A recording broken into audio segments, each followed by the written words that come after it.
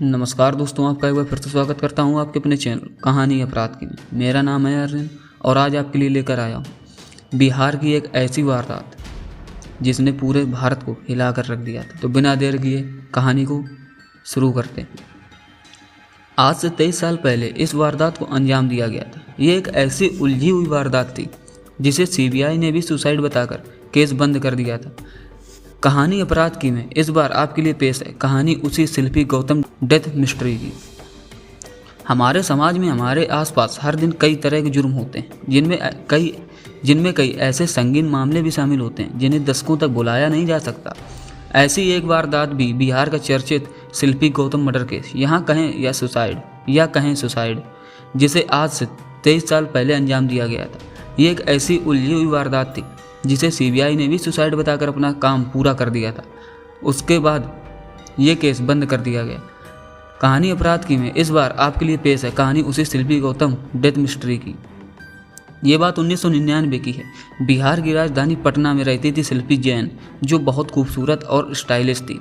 वो मिस पटना भी थी।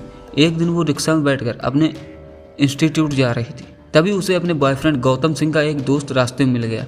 उसने शिल्पी को इंस्टीट्यूट छोड़ देने की बात कही। चूँकि शिल्पी उस लड़के को गौतम की वजह से पहले से ही जानती थी, लिहाजा वो उसके साथ गाड़ी में सवार हो गई।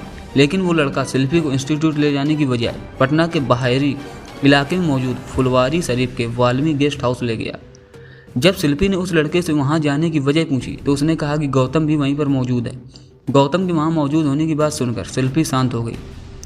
इसी दौरान शिल्पी के वहाँ पहुँचने की जानकारी गौतम सिंह को मिली, तो वह भी भागा वाल्मी गेस्ट हाउस जा पहुंचा। क्योंकि गौतम जानता था कि गौतम के वहां मौजूद होने की बात सुनकर शिल्पी शांत हो गई। इसी दौरान शिल्पी के वहां पहुंचने की जानकारी गौतम सिंह को मिली, तो वह भी भागा वाल्मी गेस्ट हाउस जा पहुंचा। क्योंकि गौतम जानता था कि वाल्मी गेस्ट हाउस की पहचान अयाशी के अड्डे के रूप में होती है और वहाँ कई तरह के गलत काम होते हैं। गेस्ट हाउस के अंदर का मंजर देखकर गौतम के होश उड़ गए। वहाँ एक कमरे में कई लोग शिल्पी की असमत लूटने की कोशिश कर रहे थे। गौतम शिल्पी को बचाने की कोशिश करने लगा। दोनों मिलकर उन दरिंदों का विरोध करने लगे, लेकिन उन वहशी लोगों के सामने उन दोनों की एक नहीं चली। बताया जाता है कि पहले वहां शिल्पी के साथ सामूहिक बलात्कार किया गया और फिर उन दोनों की गला दबाकर हत्या कर दी गई। उधर जब देर तक शिल्पी इंस्टीट्यूट से घर नहीं पहुंची तो वे लोग परेशान हो गए और उसके दोस्तों जानने वालों को फ़ोन करने लगे, मगर उन्हें शिल्पी की कोई खबर नहीं मिली। थक हार कर शिल्पी के घर वाले पुलिस के पास जा पहुँचे, मगर अगले रोज तक भी पुलिस को उसका कोई सुराग नहीं मिला। वो 3 जुलाई 1999 का दिन था। रात के 9 बजे थे। बिहार की राजधानी पटना में गांधी मैदान थाना इलाके में आने वाले एक बड़े बंगले में 2 लाश मिलने की खबर पुलिस को मिली। सूचना मिलने के बाद पुलिस उस बंगले पर पहुंची तो गैराज में खड़ी एक मारुति कार से 23 साल की युवती और करीब 28 साल के युवक की लाशें बरामद हुई थी।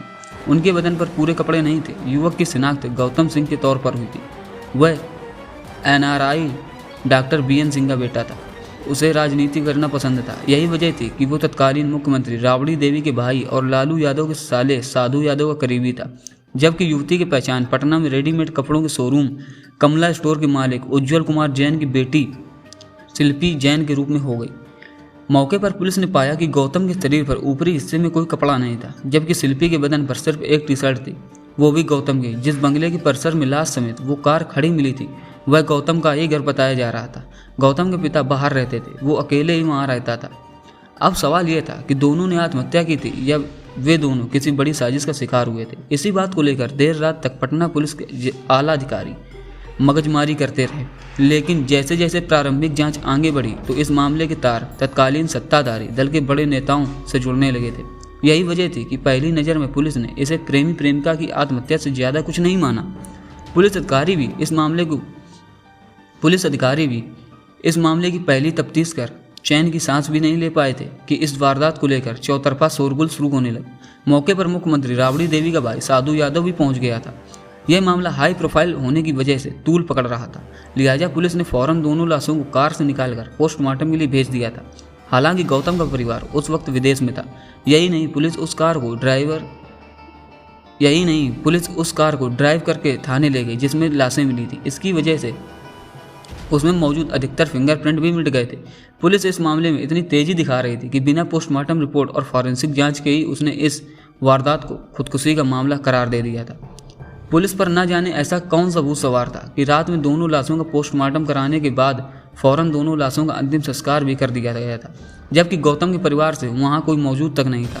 लाशें और अधिकतर सबूत पुलिस ने खुद ही खत्म कर दिए थे, लेकिन जब शिल्पी और गौतम की पोस्टमार्टम और फॉरेंसिक रिपोर्ट सामने आई तो इस मामले से जुड़े सभी पुलिस वालों के होश पाख्ता हो गए, क्योंकि उन दोनों की पोस्टमार्टम रिपोर्ट उनके साथ की गई दरिंदगी की गवाही दे रही थी और पुलिस के तमाम दावों को झुठला रही थी। रिपोर्ट से खुलासा हुआ कि शिल्पी जैन के साथ सामूहिक बलात्कार किया गया था। उसके कपड़ों पर वीर के जो दाग थे वे एक से ज़्यादा लोगों के थे। उन दोनों के जिस्म पर खरोंचें जाने और जूते से पीटे जाने के निशाने भी मिले थे। पोस्टमार्टम रिपोर्ट्स बाहर आने से इस मामले ने तूल पकड़ लिया था। अखबारों में इस मामले से जुड़ी खबरें सुर्खियों में थीं। अब इस वारदात के पीछे सीधे सीधे मुख्यमंत्री के भाई साधु यादव का नाम आने लगा था। यही वजह थी कि पुलिस इस मामले को आत्महत्या बताकर पहले दिन से ही दबाने में जुट गई थी। साधु यादव के नाम को लेकर विपक्षी ने सीएम राबड़ी देवी पर धावा बोल दिया था। सदन में उन्हें घेरने की तैयारी चल रही थी। इस केस में साधु यादव के साथ साथ 2 सांसदों और कुछ विधायकों के भी नाम भी चर्चा में आ गए थे। लिहाजा इस मामले को लेकर विपक्ष के नेता धरना प्रदर्शन करने लगे थे। पूरे राज्य में इस घटना को लेकर बातें होने लगी थी।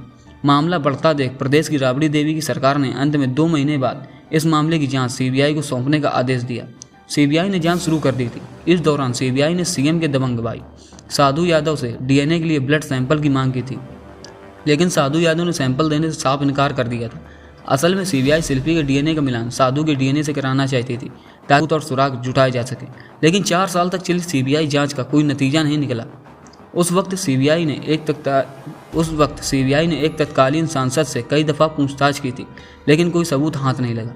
इसके बाद सीबीआई ने आखिरकार 1 अगस्त 2003 को अपनी फाइनल रिपोर्ट कोर्ट में पेश की और इस केस को खुदकुशी बताकर बंद कर दिया।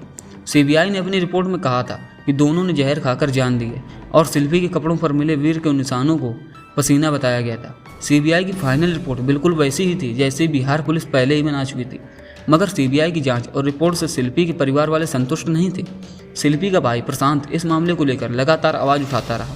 वो इस केस को रीओपन कराने के लिए भाग दौड़ करता रहा। इसी बीच 2006 में अचानक प्रशांत को अगवा कर लिया गया। पुलिस ने भी उसके अपहरण की बात को सच बताया था, लेकिन अचानक वो दिन बाद लौटकर वापस घर आ गया था। इसके बाद उसने इस केस को लेकर कभी मुंह नहीं खोला। पुलिस भी पता नहीं लगा सकी कि उसका अपहरण किसने किया था। क्या वाकई ये वारदात हत्या नहीं सुसाइड थी? इस वारदात के लिए कौन दोषी था? साधु यादव ने अपना ब्लड सैंपल क्यों नहीं दिया था? 2006 में शिल्पी के भाई का अपहरण किसने किया था? बंद गैराज के अंदर गाड़ी में लाशें होने की सूचना पुलिस को किसने दी थी? पुलिस के ठीक बाद मौका वारदात पर साधु यादव कैसे पहुंच गया था? ये वो सारे सवाल हैं जिनका जवाब अगर तलाश किया जाए तो पता चल सकता है कि आखिर शिल्पी जैन और गौतम सिंह की मौत का सच क्या था। फिलहाल 2006 के बाद ना तो किसी ने इस केस की बात की और ना ही ये मामला किसी जवान पर आया। अब ये कहानी सिर्फ एक खुदकुशी का मामला बनकर पुलिस और सीबीआई की फाइल में दम तोड़ चुकी है। सावधान रहें, सुरक्षित रहें। हमारा मकसद कहानी अपराध के जरिए आपको इस तरह के संगीन जुर्म और अपराधियों से सचेत करना है जो आपके आसपास रहकर आपको नुकसान पहुंचा सकते हैं। लिहाजा आप सतर्क रहें, सावधान रहें, तभी आप खुद को और अपने आप को जुर्म से महफूज रख सकते हैं। तो ये थी शिल्पी गौतम की दर्दनाक भरी कहानी। मिलते हैं ऐसे ही अपराध की कहानी लेकर, तब तक के लिए आप सबका धन्यवाद।